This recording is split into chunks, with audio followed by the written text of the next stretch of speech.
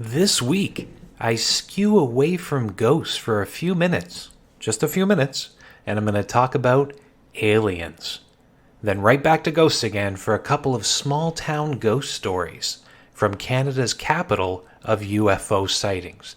You see how that all came full circle and came back together? Anyway, this episode is different. I have to warn you, it's going to get a little bit odd. I'm going down a road that I've gone down in my mind, but technically I have not said this out loud, so I'm not sure where this is going to go. It's going to be interesting, to say the least. Again, I don't mind if you want to contact me on this one. You can email me at ggdaniel@ghostwalks.com, or you can contact me through Facebook. Just do a search for Ghost Guide Daniel. Disclaimer: I am no scientist. This is coming purely from my limited knowledge of science, related fields that I've read about over the years, which, again, I think you should double check anything I say when it comes to science. But when it's going to come from something that I am quite familiar with is the side of the spiritual. Because really, when it comes down to it, the idea of anything supernatural or paranormal is really only a guess. Even when it comes to ghosts, because they call it the unknown for a reason.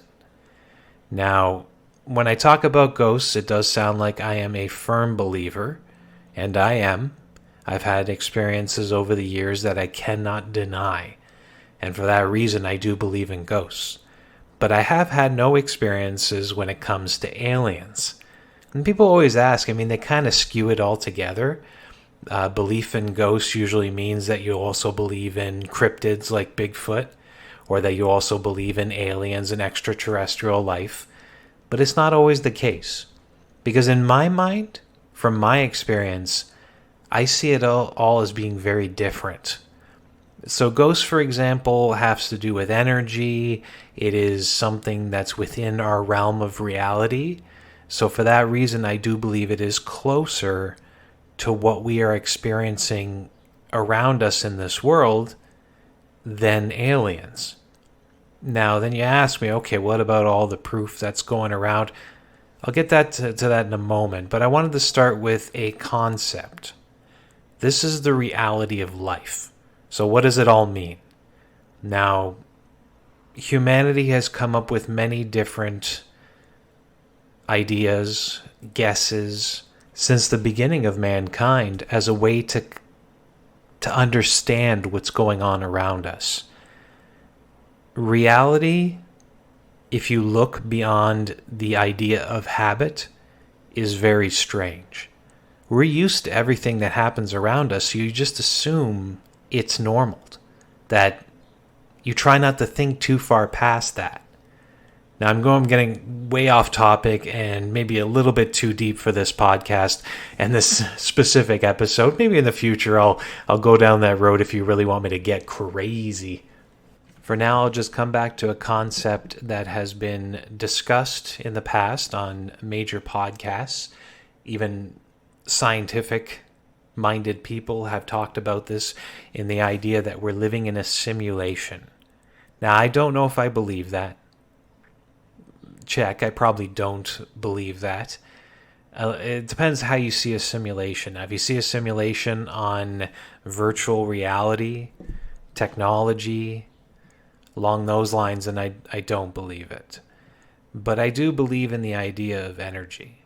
Now, this also kind of fuels my belief in ghosts and the explanation of what I've seen and experienced over the years being in haunted locations all over the place.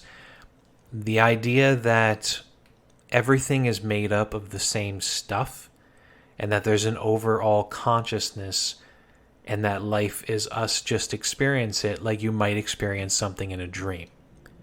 So that's the basic idea of what I believe reality is.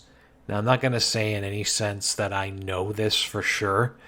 There really is no knowing for sure. I don't think we are meant to know that much in our current forms. So how does this relate back to aliens? You're probably asking that, or you might even be screaming it at me right now.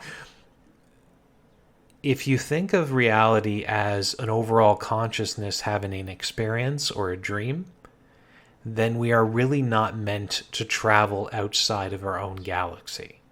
Think about that. So we are surrounded by a structure that allows for our planet to perfectly experience life. We are in the perfect spot in the galaxy. We are far enough away from the sun that it will not melt us, and that instead it provides us life. So we're kind of like the whole galaxy itself, not to sound self-involved, but the whole galaxy is created for Earth to provide us with the ability to have life, eventually creating what we now know as conscious beings, as humans, and me being able to talk to you right now through the technology of podcasts and bring these theories straight to you. So if this is the case, and our galaxy is set up for it to have life on this planet to create this consciousness, we're really only here for that life. And attempting to explore beyond that, I think, will become impossible. Again, I am not a scientist in any sense of the term. I have watched some episodes of Star Trek and Star Wars, and I know that idea, the concept of warp speed travel, etc., etc.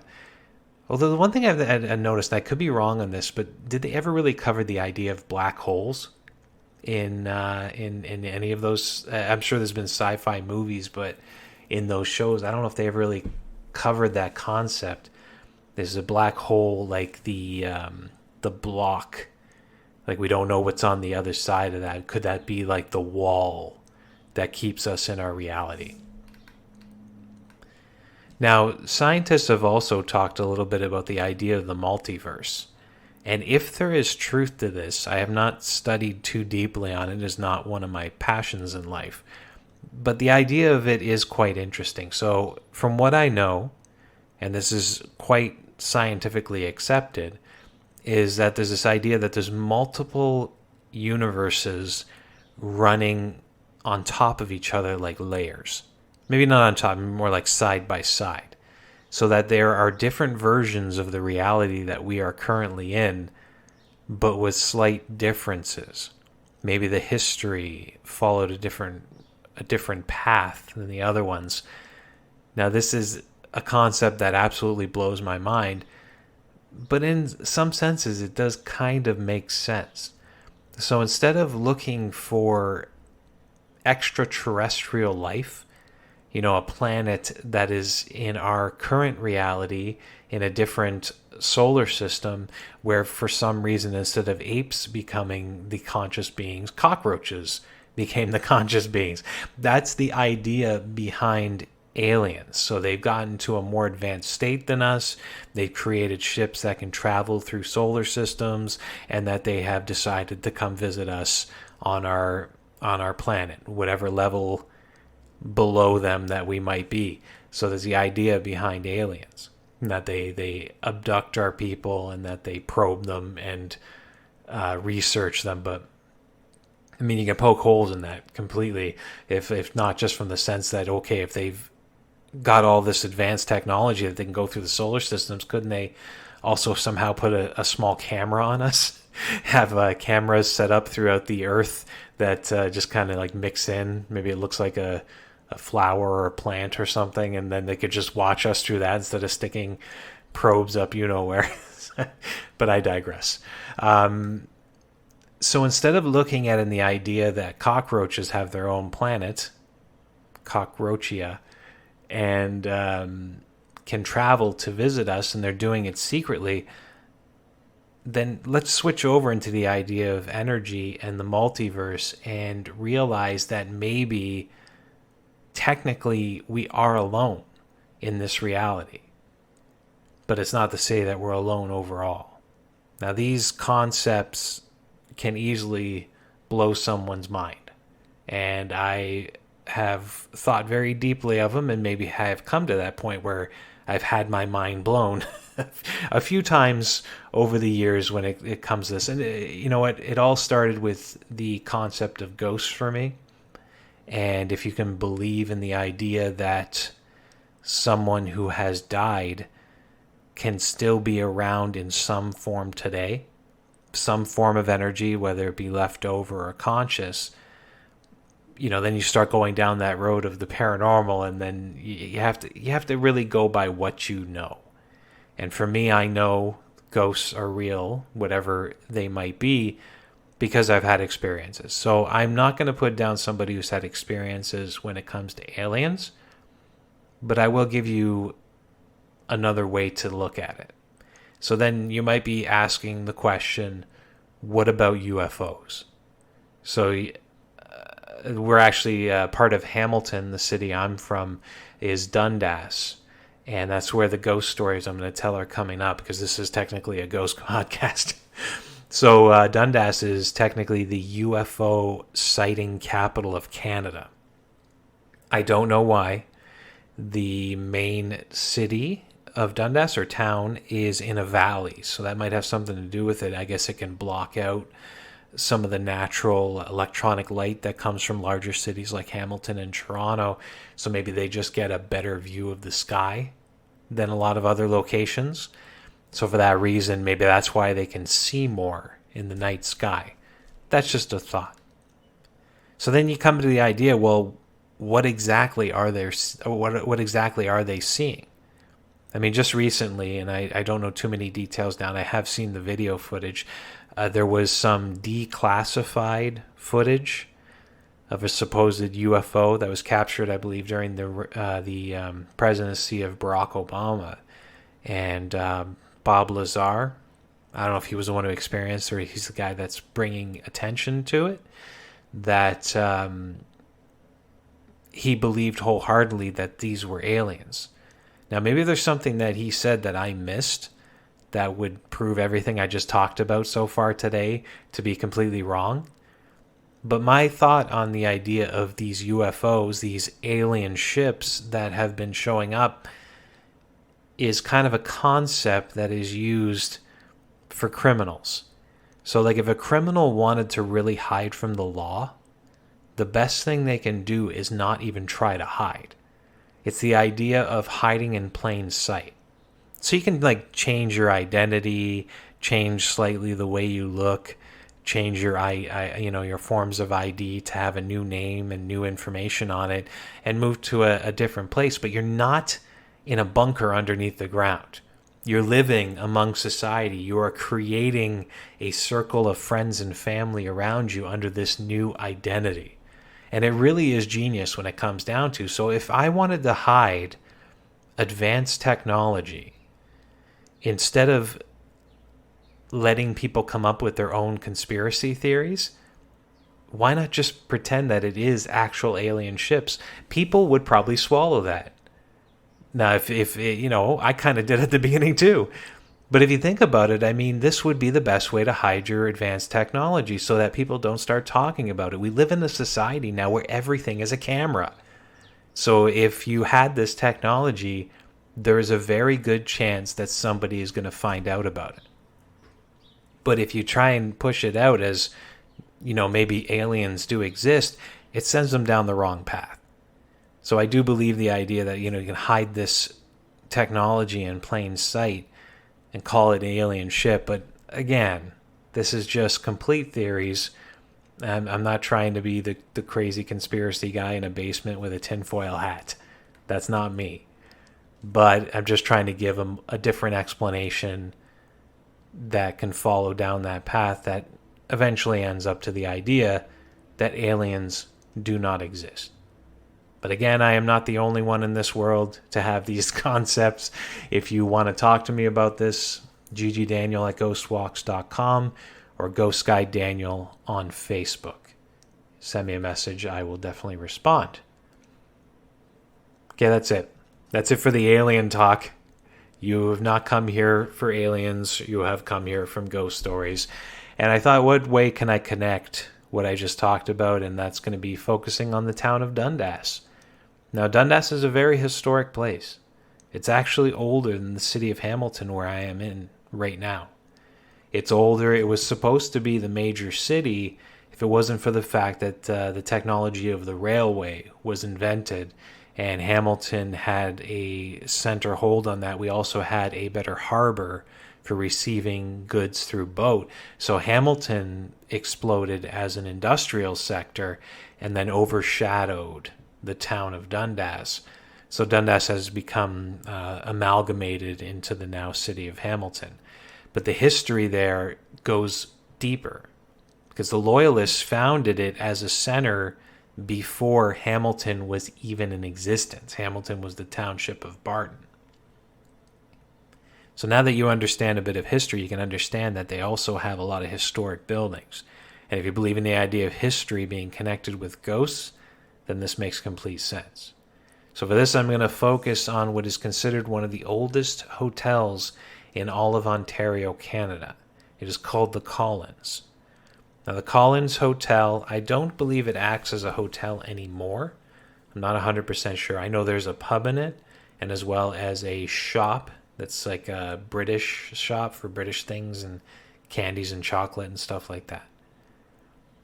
Now, for both these stories, it actually comes from that British store. I'm sure there's more that comes from the pub, but I don't have access to those right now. So we're going to focus in on the British store, which is on the right-hand side if you look at the front of the building. Now, a woman is sitting alone in the back room at night. She's doing the numbers for the day and notices that the storage door is open. Now, the employee should keep this closed. And she remembers in her mind thinking, oh, I've reminded them so many times, do not leave this storage door open. There's confidential papers in there. There's the cash box, all sorts of things that people should not have access to just in case. So she's a little angry about this, not being listened to. She's the boss, they should follow her instruction. She makes a note to herself that she's going to remind the employees, not angrily. She's going to be nice about it and, keep her calm. Then realizes she has to go to the bathroom. So she gets up, comes back a couple minutes later, returns to her desk, and is going to sit down and start writing, but she notices something strange of the corner of her eye. She looks up to see that the storage door is now closed. She walks over to it and checks it over, finds it completely shut, but as she turns the handle, she also realizes something else. It's locked. Now let's stay with the idea of the British shop, and this time we're going to go to one of those supposed forgetful employees. Now the employee was working the desk during the day, and then looked up and noticed that there was an old woman standing there. She thought she was alone. She actually jumped back. She's a little bit scared and said, I'm sorry, man, but can I help you? And the old woman starts talking. She says, your sister's having a baby. The employee's a little shocked. This whole situation is a tad bit strange. And it is true. Her sister is pregnant. But the thing is, the baby isn't due for another 2 weeks.